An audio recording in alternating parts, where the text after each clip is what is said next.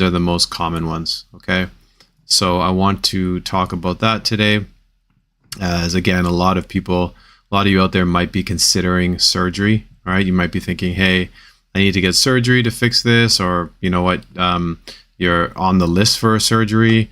I talk to people all the time and they actually don't even know what surgery they got or they're getting, I should say. So they say, oh yeah, I'm on a list for surgery. I say, well, what type of surgery are you going to get? They're like, oh, I don't know.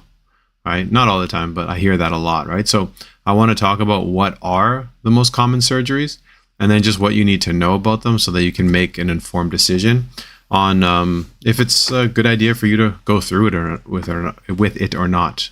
All right. Again, knowledge is power here, and maybe this will spur you on to actually do even more research for yourself.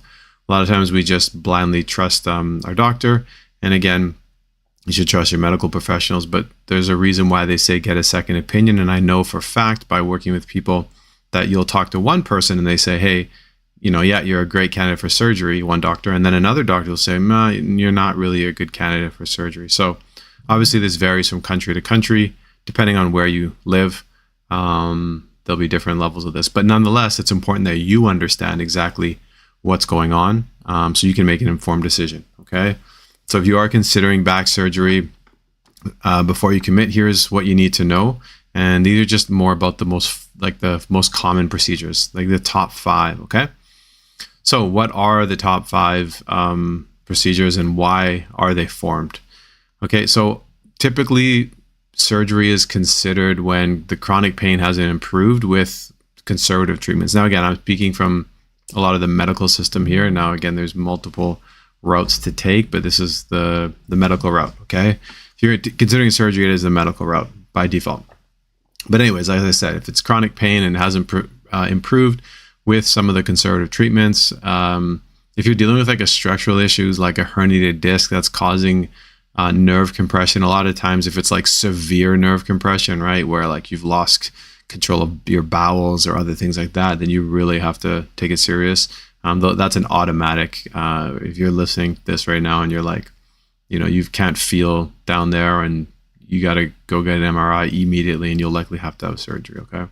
But essentially the goal here is to restore function and at the end of the day, just relieve pain, right? Okay. So the one, the OG back surgery here, the one that's been around the longest time, is like a spinal fusion. So really this is where they're fusing with metal rods your spine together so that they don't move. Okay. So the point of this is to stabilize the spine permanently by fusing 2 of the vertebrae together, or more in some cases.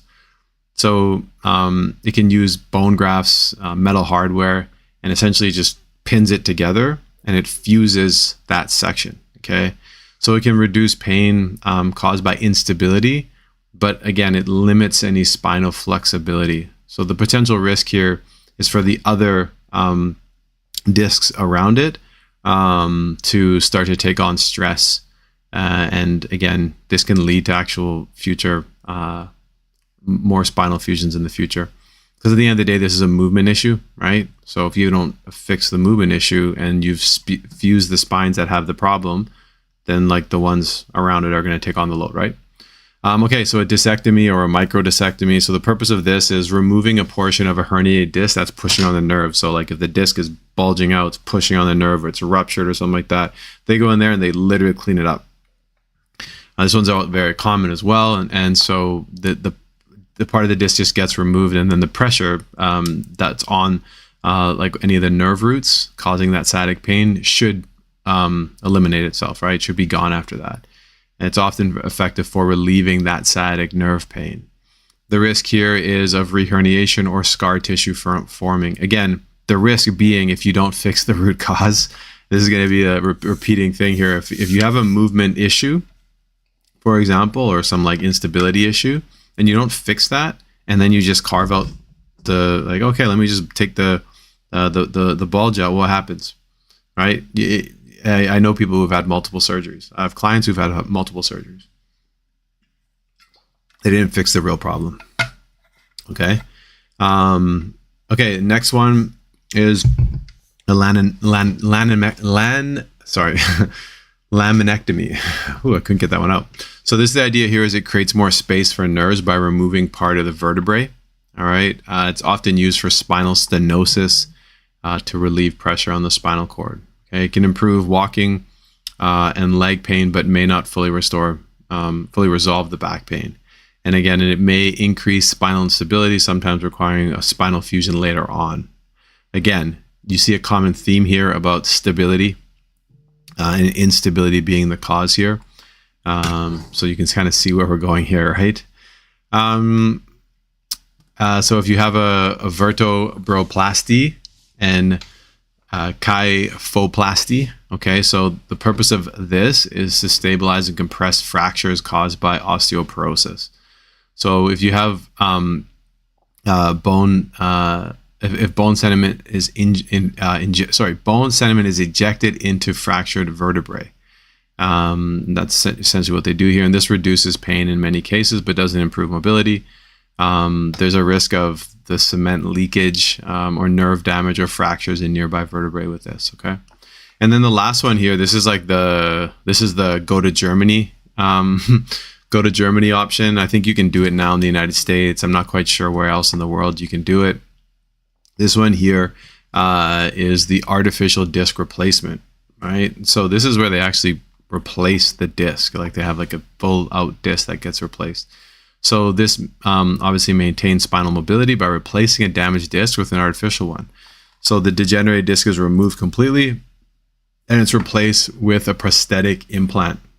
So the effectiveness is that it's designed to preserve movement, but long-term durability is still being studied. So this one here actually has a lot of positive outcomes because, again, like they're just replacing the disc. And if you fix your movement patterns, obviously over time, like you're not going to have issues in the future. Okay. So the overall problem with back surgery, as I mentioned many, many times here, is it doesn't fix movement patterns. It only addresses the structural damage from movement dysfunction, right? So many patients still experience pain if the underlying cause isn't addressed, right? The root cause. You can have scar tissue, muscle imbalances, and new stress on adjacent areas can lead to more problems. And so what you need to do before and after surgery is super important. So one thing is strengthening the muscles that support your spine for stability, okay? This is super important. You're supposed to have stability. Now, again, it's not to say that your spine shouldn't move, right? You're probably thinking, oh, I'm so tight already. Like I need more mobility. I need more mobility. People talk about that all the time. The problem is a lot of times they feel tight because they're weak or their muscles aren't working properly, or they have imbalances in other areas, which are causing them, some muscles to be overworked, therefore over tight, right? So like if your back is tight all the time, it's probably tight because it's protecting, right? So you need to strengthen the muscles. You need to support your spine. And then from that point, you can then focus on mobility in your hips, for example, all right? You should be mobile at your hips to a certain degree, of course. There's obviously limits to this, right? If you're hypermobile, then you don't need to be more mobile in your hip joints. You're already naturally mobile, and you probably have to work on more stability. But just the average person, once you're able to stabilize your core area, your lumbar area, the trunk area, and you can move at your hips properly, then you're going to prevent excessive strain in an excessive movement, and I should say unnecessary movement, and poor movement habits in your lumbar spine and your thoracic spine. Okay, so if you can fix these poor movement patterns, you're going to be able to reduce the stress in your back essentially, and then really just focusing on rehab, not just passive recovery. Okay, so passive recovery would be like, oh, I'm just resting, I'm just laying around, maybe I'm getting a massage here and there. You're actually rehabbing and building your body. Okay.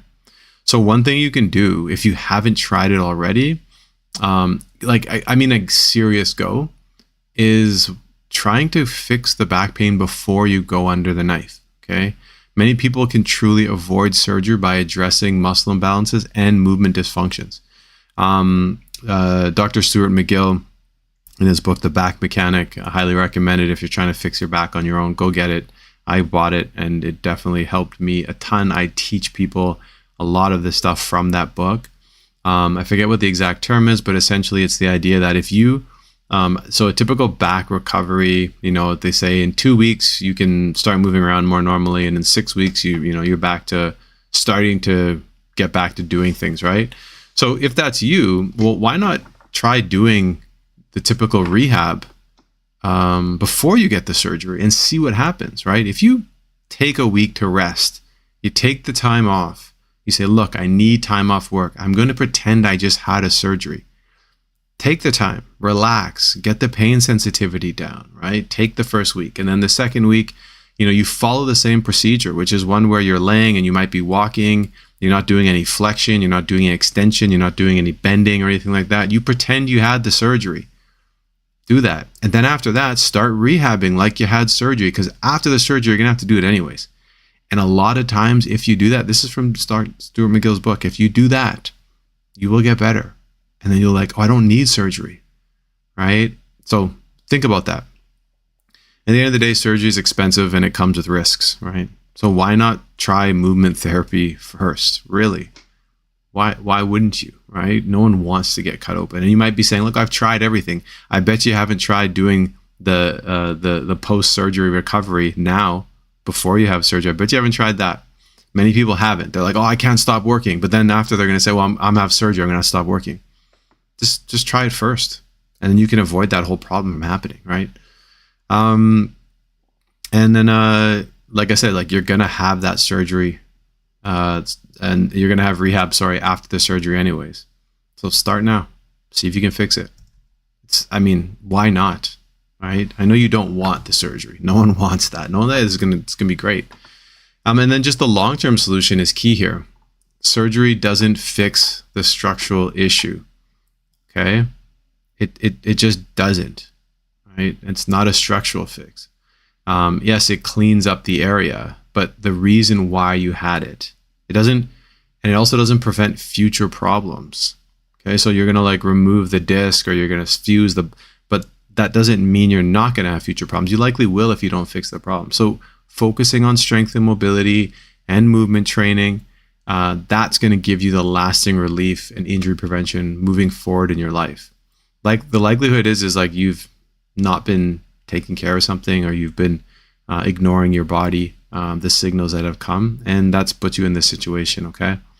So the real fix is learning how to move properly to prevent further damage. Now, really, if you're tired of these temporary fixes and you really want to start focusing on rebuilding your body without having surgery, and you really want to learn how to heal your body for the long term, learn how to prevent future injuries and flare-ups for the long term, I just want you to comment back pain on this video. If you're watching on Instagram, I want you to send me a DM, back pain. I'll send you my back pain solution and it'll get you going. It's a great resource that I put together to help more people. And if you're watching this, you likely want the help. If you're listening to this, you likely want the help. So comment back pain. I'll send it over to you and you can get started. Also, if you're watching on YouTube and you want to follow me, you can see details about that in the comments, but it's on Instagram. It's Darcy Coss, DarcyCoss. You can follow me on Instagram, and that way you can direct message me. If you have any questions, you can ask me those questions, okay? Here to help. I know a lot of this can be scary. You don't know what to do. You might be being told to have surgery. You might think there's no other options. You may have gotten the injections. You may have tried all the meds and doing decompression, all that good stuff, and nothing works. If that's the case, then you need to find an actual system. And so I've put the back pain solution challenge, the back pain solution program together for you for that exact reason. Okay, so check it out. Just drop back pain. I will send it your way. All right. Okay, that's all I got for today. I hope this was valuable. I hope this helped. I wish you the best of luck on your healing journey. It is a journey, and you will come out on the other side of it if you give it all your attention. And if I can help you in any way, please reach out and I'll do my best. Okay, I'm out of here.